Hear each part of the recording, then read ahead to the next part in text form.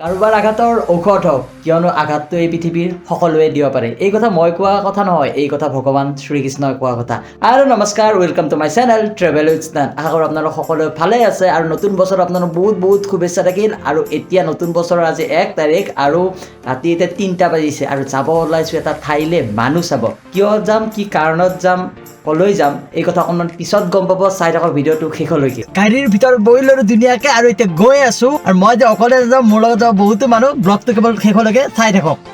যিহেতু আজি জানুৱাৰীৰ 1 তাৰিখ গতিকে কুঁৱলী অকণমান বেছিয়ে পৰিছে আনদিনাখনো বেছিয়ে বাৰু কিন্তু এনেকুৱা কুঁৱলীবোৰত গাড়ী চলাবলৈ খুবেই ভয়ানক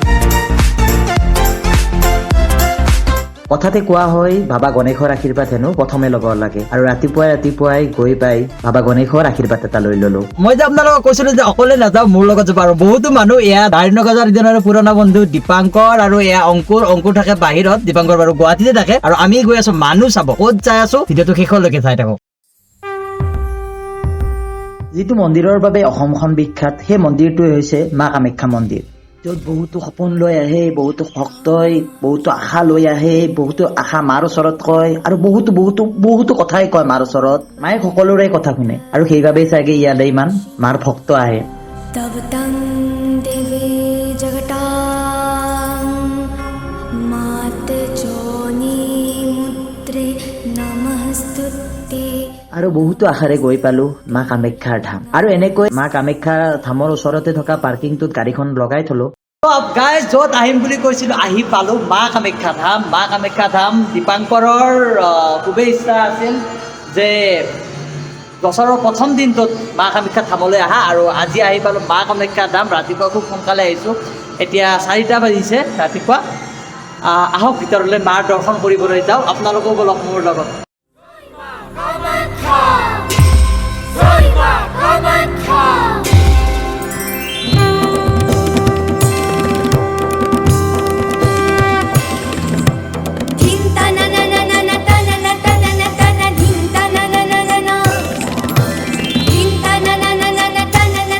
প্ৰসাদ কিনা দোকানখনৰ দাদাজনক সোধোতে কৈছিল বহুতো মানুহ কিন্তু আমি ভয় নাখালো আমি ভবাৰ দৰে জেনেৰেল কোটাতে সোমালো চ' বহুতো লাইন বগাই আহি পালো একদম লাইনৰ শাৰীত জেনেৰেল কোটাত চ' আজি জেনেৰেল কোটাৰ পৰা মাৰ দৰ্শন কৰিম বহুত মানুহ খুব ৰাতিপুৱাই আহিছে বহুত মানুহ আমিও আহিছিলোঁ ৰাতিপুৱাই কিন্তু দেৰি হৈ গ'ল কথিত আছে যে মা সতীৰ মৃত্যুৰ পিছত তেওঁৰ স্বামী দেৱাদিদেৱ মহাদেৱে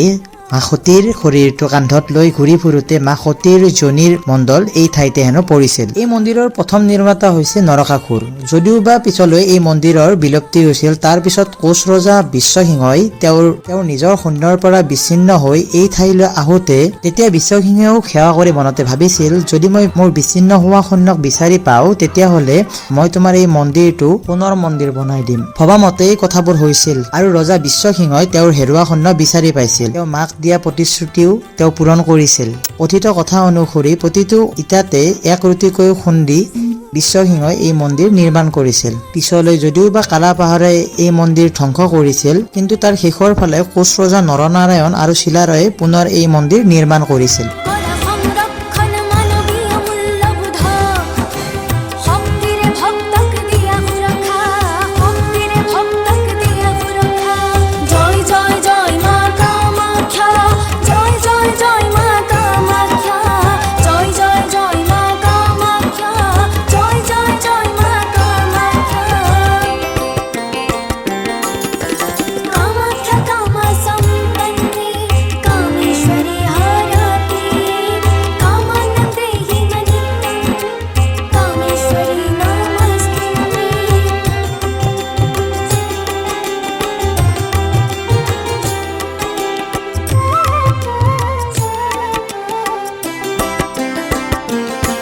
ভিতৰত যিহেতু চাকিধূপ জ্বলাবলৈ অনুমতি নিদিয়ে সেয়ে আপোনালোকৰ সকলোৰে বাবে মোৰ বাবে সমস্ত পৃথিৱীখনৰ কাৰণে আহি ইয়াতে চাকিধূপ জ্বলালো